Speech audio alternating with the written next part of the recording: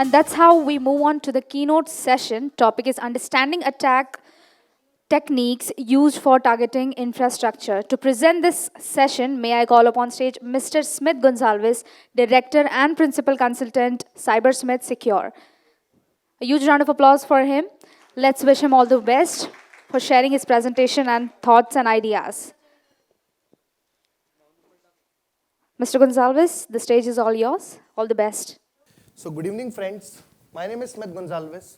I am the principal consultant and director of a company known as CyberSmith Secure, a boutique consulting firm specialized on red teaming and cybersecurity services.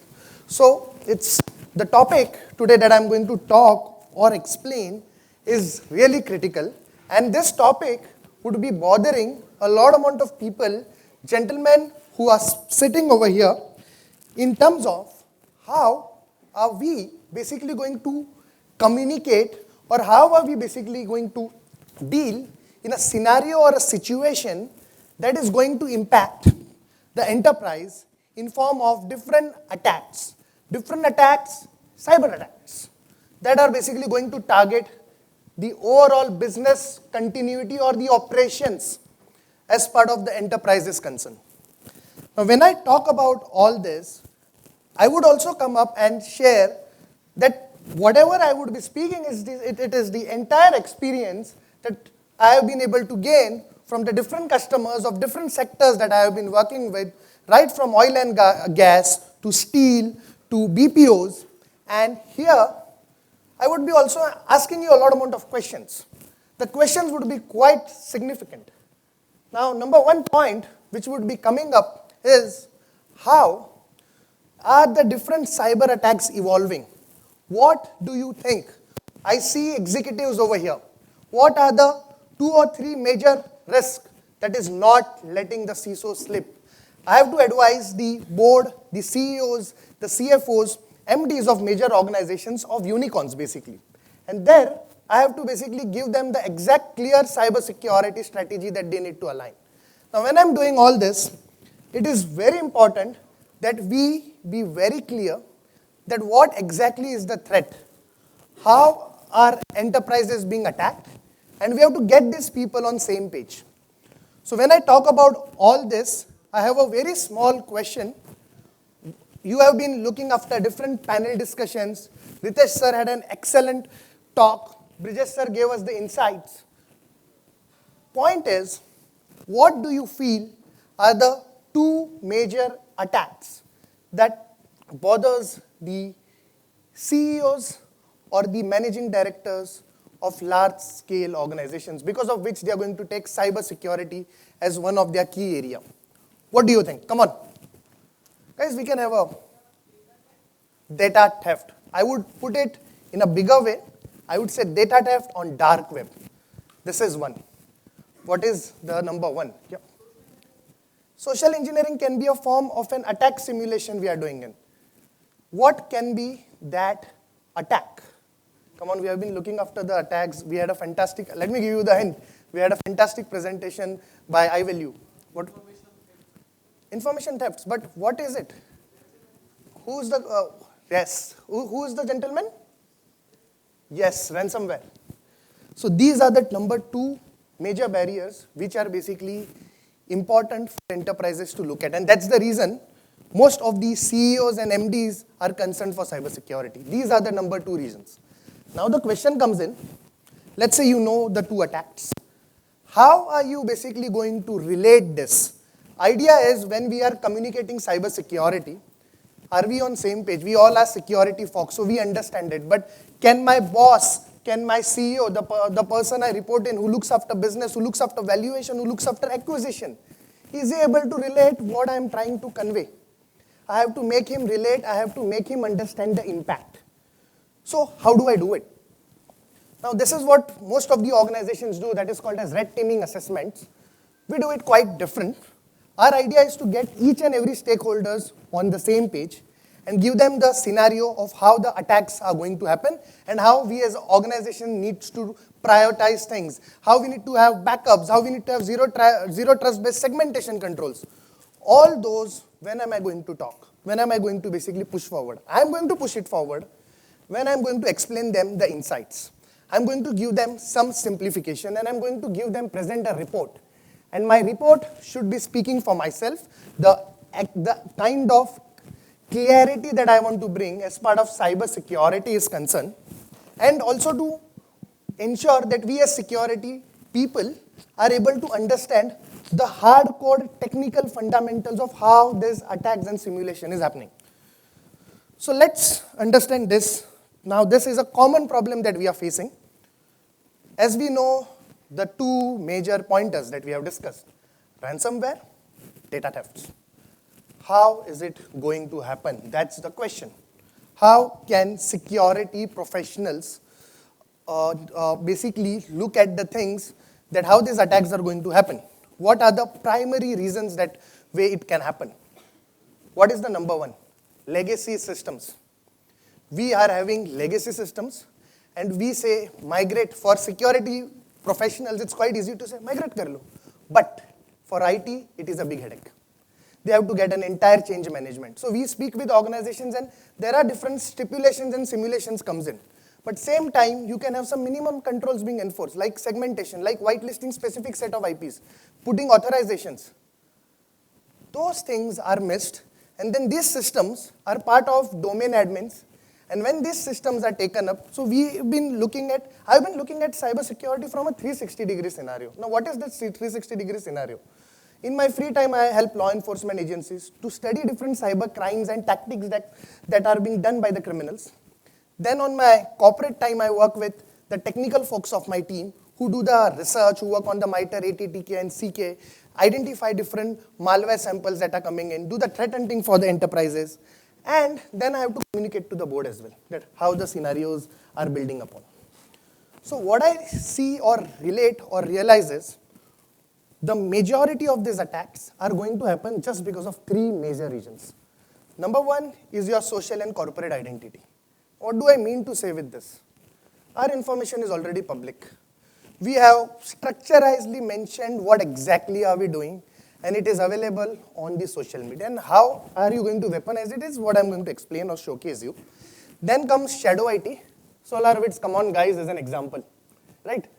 SolarWinds is a clear example of how we have pushed various vendors and their dependencies into the enterprise, and we as security advisors, we need to have an asset inventory which most of the people, auditors would be concerned on. Do you have a well-established IT asset inventory, which also includes micro-dependencies, which also includes the list of vendors that are communicating, the way they are accessing. Now, you might have got amazing infrastructure, you might have got good security budgets, but if you are allowing third-party vendors to come in, use their laptops to push into your network where they are doing different sort of work in terms of finance, marketing, sales, PR, and connected to your infrastructure where they are whitelisted to communicate with different VLANs and different IPs, you are basically creating a big mistake. Now, since we know the third point which I forgot is executable URLs. Come on, most of the attacks that happen or the red teamings that happen, the technical sort of thing is one thing, and the second is that user, some or the other way, he is going to click on the link. How is he going to click on the link? When the information is passed to him. And this user being clicking on the link is the majority of scenario where a targeted advanced persistent threat-based attack that has happened. Now, what is that attack basically? What happens? You might have seen vulnerabilities like MS11882, Office exploit. Just send a Office XLS file, the guy clicks on it and you have a command and control, which basically gives you the access of that system. Then you move laterally or basically get into different systems and ecosystems. So executable URLs is another concern. Now comes 4 major pointers.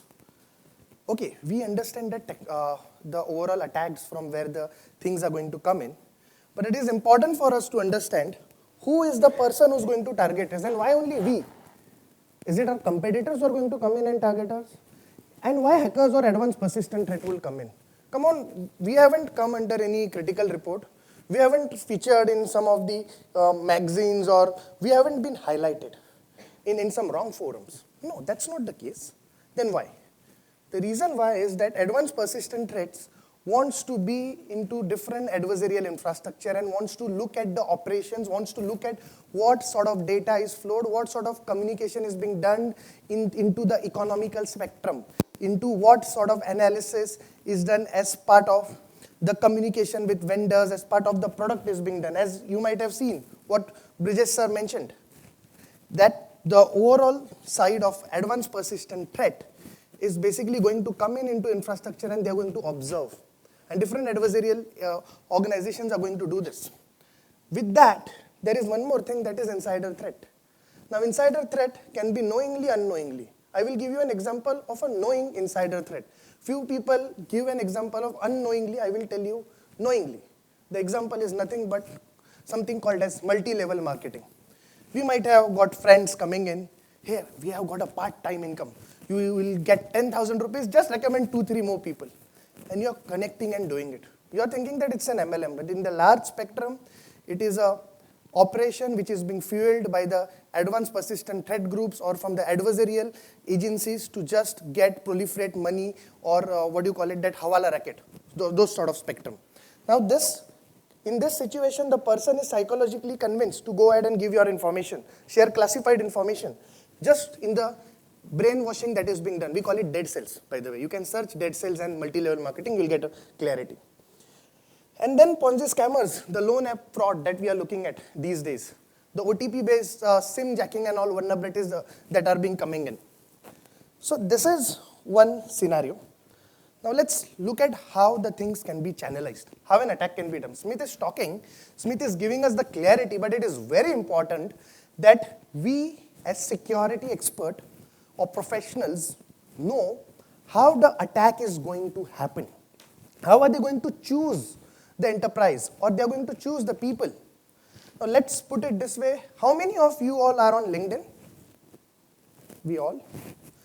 Then comes another question, is that on LinkedIn, whatever we are doing, which position we are in, which organization we are in, we have basically added it.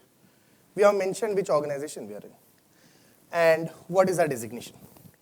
Then comes one more point, is that when I'm putting my name and my designation and the organization, it becomes quite natural to guess my email address. What is the common pattern that we security researchers or red teamers are able to look at or guess?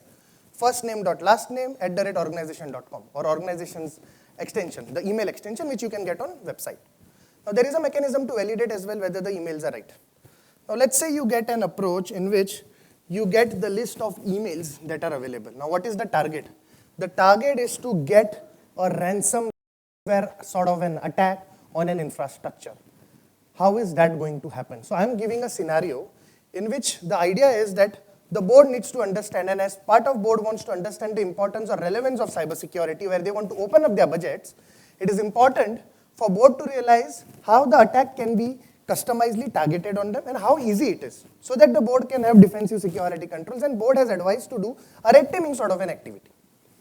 Now let's say once you get the email address, you can basically validate for leak credentials. On where you can verify it, you have something called as have I been pawned. You have got intelx.io in which you can get the credentials as well. So let's say you have got credentials, you have got information. Now what is the step 2 or what is the stage 2? The stage 2 is that you need to send an exploit or a payload. How are you going to do it? Where can you get it? How easily it is available? People talk about dark web. Let me simplify why you need to go to dark web. There is a website known as Malware Bazaar or VX Underground. All the latest malwares are available over there. The samples are available over there. Scammers are also utilizing that website, and there are plenty of websites where they can get the, the malwares that can be spammed. Now who is doing this? This is done by mercenary hackers. For them, commission is important. How are they going to get commission? They are going to basically use their framework. They are going to get these email addresses, and then they are going to put a spamming campaign to target multiple people. But now the word that I have used, spamming. When I say spamming, the CISOs would be thinking, hey, we have got the finest security deployed. We have got something called as DMARC. We have got something called as, just give me a moment, something called as SPF records. We have got email spam detection solutions to look and monitor. But let me tell you, when the attackers are sending you an email or basically targeting infrastructures on email, it is quite easy to send an email in inbox. What is the objective number one? The objective is to get the email delivered in inbox. How is it going to happen?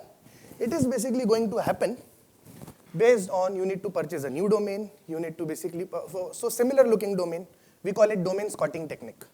And then what you need to do is basically you need to ensure the context that you are defining is aligned, and the URL that you are going to put in, it's HTTPS, you can get an HTTPS for it, you can get DMARC, DKIM, all those security checks enforced. And then you need to attach a file with it. Now attach a file or redirect it to a third-party URL and send it. Now one more trick I will tell you, or a basic mechanism I will tell you. We might agree Gmail detects any malware that we are trying to send through Gmail, correct? Gmail is able to detect it. Whatever malware we are sending, it will flag it. Agar मैं G Suite say email, I am attaching a backdoor, it will immediately flag in, right? If I am sending a malware through Gmail, will it flag? Yes or no? Or through G Suite? I am attaching in simple email message. Guys? Yes, right? It will detect. Now what you can do is, you can basically archive it, archive it and have a password, and then attach it. It's not going to detect. This is what happens. And then exactly this is what we are going to utilize or showcase you in successful red team operation, how it is done, with showcasing certain sort of connectivity. Now I will exactly show you that. And then comes another problem that most of the organizations have to realize. What is that? We are investing in technology, very, very good. But same time, we also need to analyze the specifics of that technology and its reliabilityness. Just not going with the name or with Gartner, this one, what do you call it? That it has got 4 or 5 rating. As a security subject matter expert, this is what I will tell you. The reason is very simple. You need to look at what is the particular endpoint doing. We might have, I speak with most of the CISOs and they tell me, hey, our endpoint is working on memory level. Now again, this is a myth that is being sold, because whether it's a signature antivirus or an XDR or an EDR, it will just look at the user mode, or maximum it will look at is that ntdll.dll, which is nothing but is your syscalls. So what does your XDR do? It monitors your syscalls. Now comes the important point, is kernel mode, which is being missed. And before that as well, I will come to the signature antiviruses that are being used. I won't name, but I will say whatever antiviruses you used to see back 4, 5 years or 10 years down the line are relying on signature. And till now also those products are having signature-based capability. That means they will just look at hash. I just need to get a malware from GitHub. I just need to modify the name and I need to send it. It's just going to look at the hash because the hash is going to be changed. Hash is a one-way function. So it's not going to be detected. So if you're on signature antiviruses, you are on a time bomb. That's it. So that is one. Another question my friends would be having is, how do you bypass Windows controls? Or how do you bypass EDRs? We are using XDRs, EDRs, endpoint detection response. How are those being bypassed, Smith? Those are being bypassed with a very important point. What is the selling pitch that is being pushed via pushing up EDRs or XDRs? That it will give you holistic information. True. But they won't tell you that XDRs or EDRs won't be able to look at a very important point that is known as kernel mode. And important aspect is that it would only be able to look at the ntdll files or ntdll.dll pointers, the syscalls that are being monitored. Now let's say if you are having a request that is being sent as part of Windows API is concerned, that is nothing but your system32. So any communication that is happening, it will first go to, the request has to go to ntdll.dll, then it will go to user mode where the information would be passed to the runtime cache, and then it would be printed onto the register as part of your binary values. Now a very simple question comes in, and antivirus is not able to, endpoint is not able to detect onto the kernel mode. What are these agents or XDR specialized on? Algorithms. So they will, based on the behavior, that it's the calls that are being made onto the ntdll, ntdll.dll from user mode, they are going to basically look at and say whether it's suspicious or not. This technology is fantastic. But the problem is, what are these malwares doing? The executable parameter, the particular number, binary digit, that is going to be the jumper value, that is going to be on your, onto your registrar, they exactly analyze it in sandbox, get that register value, And to the malware, they don't give that chronology that you first go to user mode, then then do a syscall, get it to NTDLL, then send it to kernel mode. Instead, they directly print the objective value to the registrar so that the thing is executed. That's how the most sophisticated ransomware attacks take place. Now comes another important point is that how are these attacks or campaigns being taken up or channelized? As I talked, idea is simple. So I have given you an example. We need to do a successful simulation attack to an organization in which we are able to show them the red teaming capabilities. How are we going to do it? Quickly, I will purchase a domain, get DMARC, check, ensure that the link on VirusTotal is also showing no one is able to detect. Then domain reputation, very important. I will get that property added. HTTPS I will put in. And then I will launch an email campaign. If I have got all the parameter light as part of search engine optimization is concerned or getting the email to the inbox, the email is basically going to land in inbox to the employee. So what am I going to do? I can target bunch of people, but I will send it on hourly basis. If I send together 2,000 employees, I am going to be detected. So 100 every hour. That is how I am basically going to bypass it. Now comes an interesting point. What is the pitch or what is the story, psychology behind the guy clicking onto that particular file and the malware getting executed? Because for me, he has to click on an attachment, download it, execute it, so that I am in his infrastructure. Now, how am I going to do it? So I am going to use the corporate psychology. What is the corporate psychology? The psychology of corporates is most of the people leave organizations and they go to different organizations. Okay. In this scenario, my colleague, I have used the name Mohammad Nadim, who is one of my ex-colleague, who basically, so this is a scenario that I have done is, I have got one person from my team who basically gets an email. Now when he is getting, let's say Selvin gets an email with the name, so I'm taking Cybersmith Secure as an example for your reference. Selvin gets an email stating that Nadim has left the organization, and he says, I have left the organization, but there was a critical file on my system which was available, and it is confidential, so I'm sharing you the file and the password and the document from where you can download. And what am I using? I'm using domain squatting technique, through which that information that is being sent, the similar looking domain will come in, and as soon as she clicks on the link, he will get the file, and that file will basically have to put the password, the same thing. On the G Suite, if you are encrypting a file and sending, antivirus is not able to detect. The same mechanism is applied and sent. Now once that is sent, the system is compromised. Now how is it done? I might have a demo for you. Let me show you that. So quickly I will show you a small demo. So let's say this is your email spam. So we basically had the campaign. Now just read the context. Are you able to see my, oh, you're not able to see it. Just a second.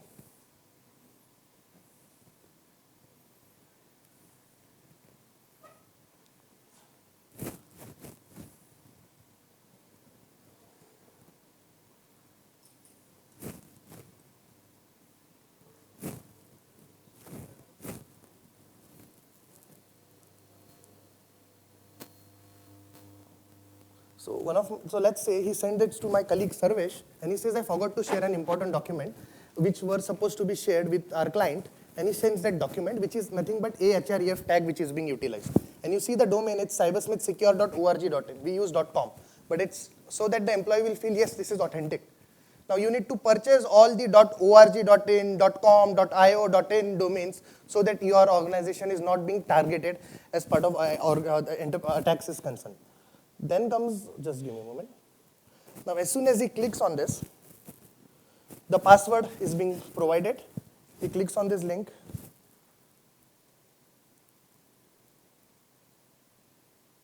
He downloads the same. And then, just a second. He downloads, he opens, extracts the password, provides the password to the same. And then this is something called as a command and control. You might have seen Mimikatz. You might have, so this is what are the words used by your security consultants, but they are not able to bridge the gaps and simplify it to the management, that what exactly was that vulnerability. And then that will basically give you the insight, what is the IP, then he will view details, he will have activities that he can encrypt the system, he can do couple of things. So just give me a moment. So message box, take screenshot, execute script, pushing anything. So this is what a command and control does. This is exactly how red teaming operations basically work. So just to give you a scenario, this is how easy it is to target people. Now let's say it is targeted and then it can move laterally, go to your CEO system and get sensitive information. So now what we need to do? So let's say the activity is successful. You get into the systems and you're able to show the data. But it is also important that you're communicating with whom? You're communicating with the board. So when we communicate with board, the board wants to look at graphs, they want to simplify things and they want to understand what exactly were the outcomes of the activity. They are not interested to read a long, big report. They need a one-pager report. So it's very important that how do you simulate or give them the clarity of how your report is presented. So here what we do is we need to give them very specific objective. What was the objective number one? How many employees were targeted? How many clicked on it? How many revealed their passwords? How many revealed sensitive information? Then what were the sensitive information like? Give them some sort of information in a small, one-pager information. So how do it? You create a PPT, you get one slide, and you put the information like password, designation, employee code. And then you give them the objectives, what were being tasked. The objectives were targeting employees for smishing and phishing activity, spear phishing activity, real-time attacks.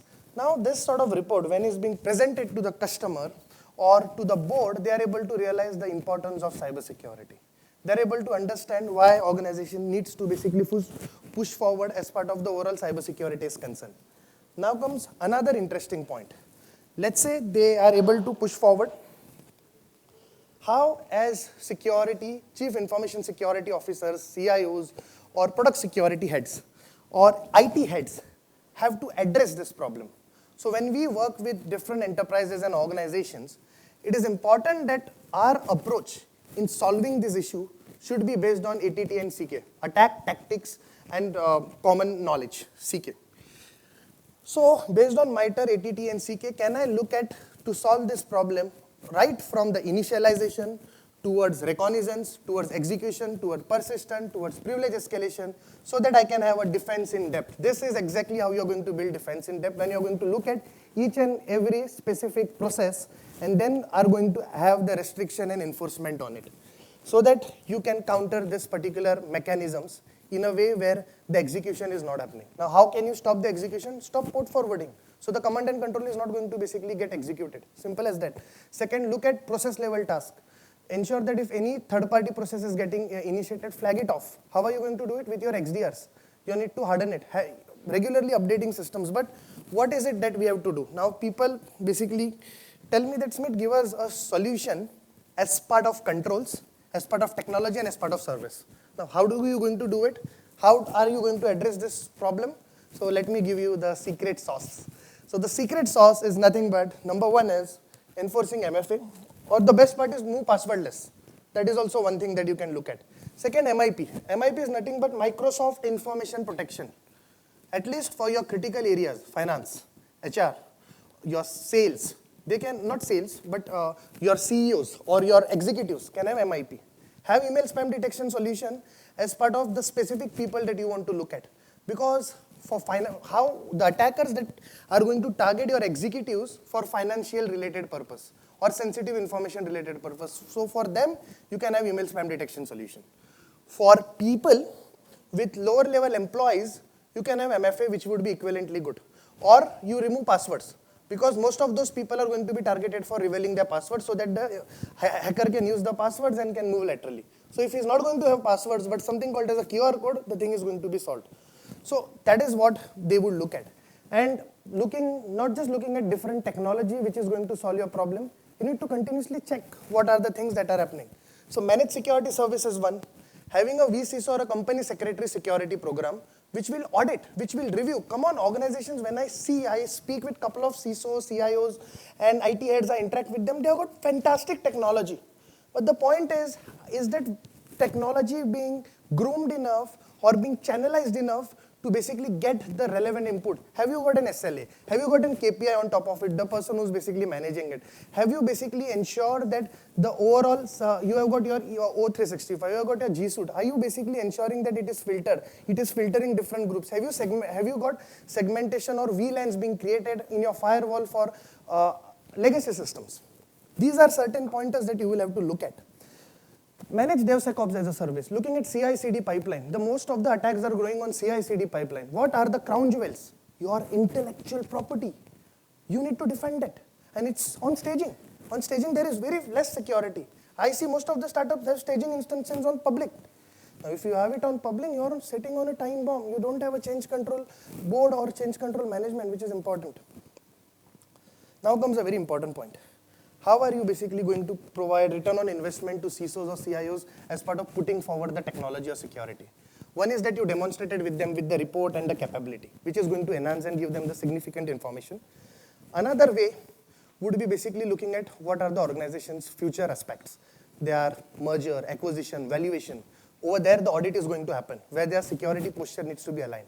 This is one thing that you can basically put forward and help them pushing forward as part of ROI is concerned. So I will quickly summarize what I have spoken.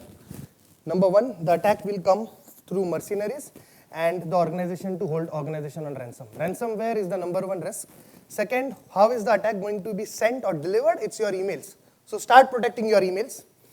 Third is, majority of targeted attacks are going to be on nothing but ransomware and dark web breaches, which we discussed. Traditional signature endpoints are the old thing. You need to move beyond. Annual infrastructure security assessment is need of an hour. Bridging the requirement of all the stakeholders is very important. How are you going to do it? When you are able to connect with people and understand their problems, and you are able to position security as a business enabler. If you position security as tightening the overall controls, they are not going to be comfortable on it. So you need to have that psychology of bridging security and communicating. So this is what I had for you all. Thank you so much, InfoSec Foundation, for inviting me. It was great pleasure to deliver a talk. I sincerely thank Sushobham Mukherjee, Shailen sir, for excellent support. Thank you so much. Good day. Jai Hind.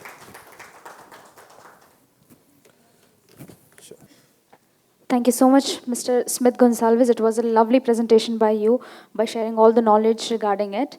And thank you so much for an excellent speech. May I request Mr. Sailen Sen Gupta to hand over the token of gratitude to Mr. Smith. Please take your seat, sir. Can we all have a huge round of applause for him for sharing such great idea and innovation?